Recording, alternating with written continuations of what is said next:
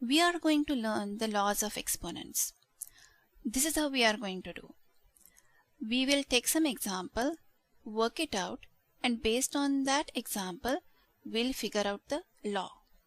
So first of all, let's consider multiplication when the numbers have the same base. For example, if we want to multiply 2 to the power of 3 and 2 to the power of 2, that means 2 cubed multiplied by 2 square. What does 2 cubed mean? 2 cubed means 2 appears 3 times in the multiplication. So 2 cubed looks like this. And 2 squared looks like this, 2 multiplied by 2. Now when we want to multiply 2 to the power of 3 by 2 to the power of 2, in the product, the number 2 will appear 3 times and 2 times. That means together the number 2 will appear 5 times, right? Because you are multiplying 2 3 times and then by another 2 times. So that means 3 plus 2 equals 5 times you are going to multiply 2. That equals 2 to the power of 5. If you look at the exponents of the numbers you multiplied and the result of the product, you can see that the answer, which is 2 to the power of 5, has the exponent which is the addition of the exponents of the numbers you multiplied. You can see 3 plus 2 equals 5. Does this mean that you just add the exponents to get the answer when you are multiplying the numbers with the same base?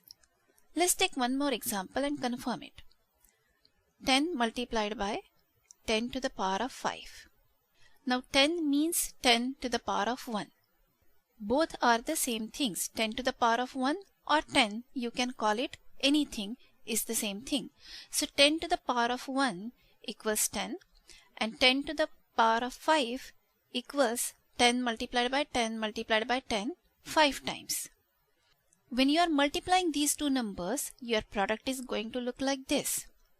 Now you have 10 in the product, 1 plus 5 times. So you have 6 times 10. That means it is 10 to the power of 6. Again you look at the exponents of the numbers you multiplied, 1 and 5. 1 plus 5 equals 6 and 6 is the exponent of the result. The base remains the same.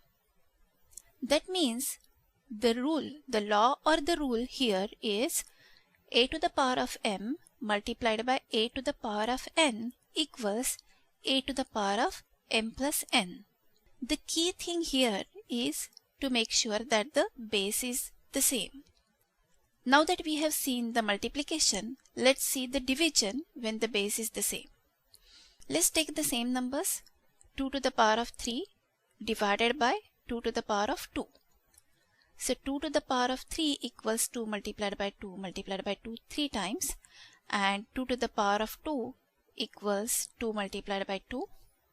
So 2 multiplied by 2 above the line and below the line can be cancelled out. So you are left with 1 2 in the numerator. That means the answer is 2. And 2 means 2 to the power of 1. Again, if you look at the exponents of the dividend and the divisor, that means the number you were dividing and the number you were dividing by, the exponents are 3 and 2. 3 minus 2 equals 1 and your answer is 2 or 2 to the power of 1. So you can see that you can simply subtract the exponents to get the result when you are dividing the numbers with the same base.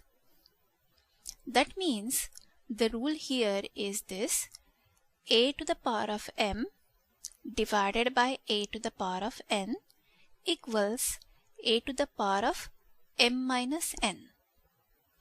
When you multiply, you add the exponents.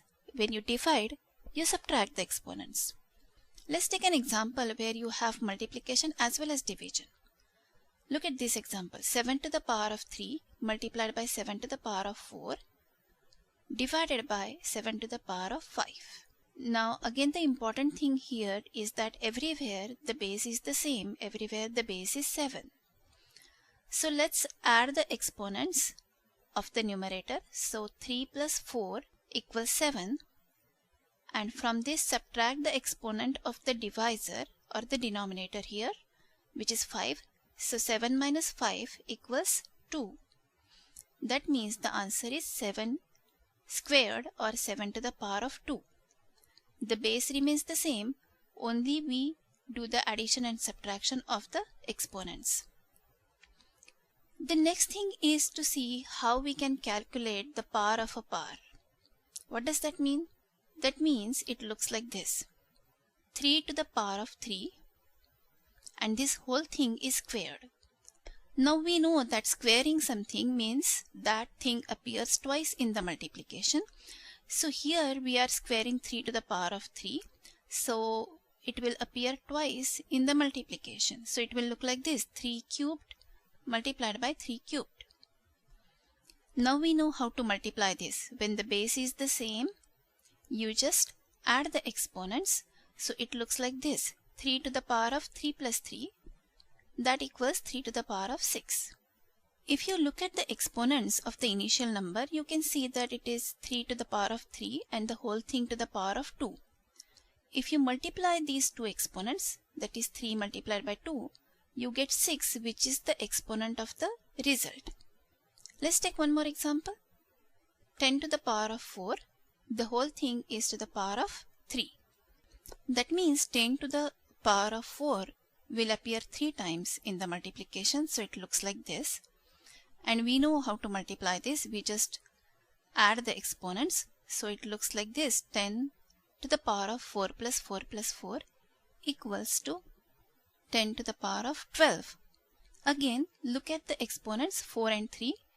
Multiply 4 by 3, you get 12, and 12 is the exponent of your result. The base remains the same. That means the rule here is a to the power of m to the power of n equals a to the power of mn. It makes sense, doesn't it? A to the power of m, that means you multiply a m times. And the whole thing you multiply n times. That means you multiply a mn times, or you multiply a m multiplied by n times. Now the next one is to multiply the numbers where the bases are different but the exponents are the same. Here is an example. 2 cubed multiplied by 5 cubed. 2 cubed equals 2 multiplied by 2 multiplied by 2, and 5 cubed equals 5 multiplied by 5 multiplied by 5. So this is how the multiplication looks. But we know that in case of multiplication, we can change the order of the numbers. That means 10 2s are 20 and 2 10s are also 20. So the order doesn't matter. I can write the numbers in any order when I am doing the multiplication. So let's change the order here. Instead of 3 2s followed by 3 5s, let's write like this. 2 multiplied by 5 multiplied by 2 multiplied by 5 multiplied by 2 multiplied by 5. That means this equals 10 multiplied by 10 multiplied by 10 means 10 to the power of 3. And we know that 10 is really 2 multiplied by 5. So I can say that it is 2 multiplied by 5, the whole thing to the power of 3. So the rule here is a to the power of m multiplied by b to the power of m equals ab. ab is the product to the power of m. Now the key thing here is that the exponents are the same and the bases are different.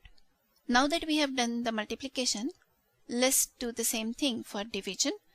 Division where the exponents are the same but bases are different. So 2 to the power of 3 divided by 5 to the power of 3 equals 2 multiplied by 2 multiplied by 2 over 5 multiplied by 5 multiplied by 5. That means this can be written as 2 over 5 multiplied by 2 over 5 multiplied by 2 over 5. And since the fraction 2 over 5 appears 3 times in the product, I can write it like this, 2 over 5 to the power of 3. So the rule or the law here is this, a to the power of m divided by b to the power of m equals a divided by b, the whole thing to the power of m.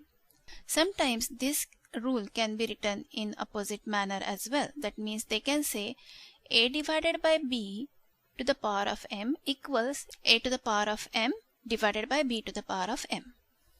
What I've done here is that I have written all the rules or laws we have learned so far. The first one is how to multiply when the base is the same. You just add the exponents. In case of division, you just subtract the exponents. For calculating power of a power, you just multiply the exponents. And if you are multiplying two numbers where the exponents are same, then you can multiply the bases and keep the exponent as is. And same is with the division. Now, how do you remember all these rules? If you understand how we have come up with the rules, then it gets easier to remember. But just in case you forget or you get confused, you know how to work it out. You can always work out these rules. Take some simple examples like 2 to the power of 3 or 3 to the power of 2. Take some simple easy numbers and work out the rules. Another important thing you need to know is that in all these rules, the variables a and b are all non-zero numbers. That means in all these rules, the bases a and b could be positive, could be negative, or could be fractions, but they have to be non-zero. And all the exponents, that is m, n, all these need to be positive and non-zero whole numbers. That means non-zero whole numbers. Something like 2, 3, 5, 10. They should be positive, they should not be zero, and they should be whole numbers. What happens if the exponent is zero or negative? All those things we are going to see in the next video.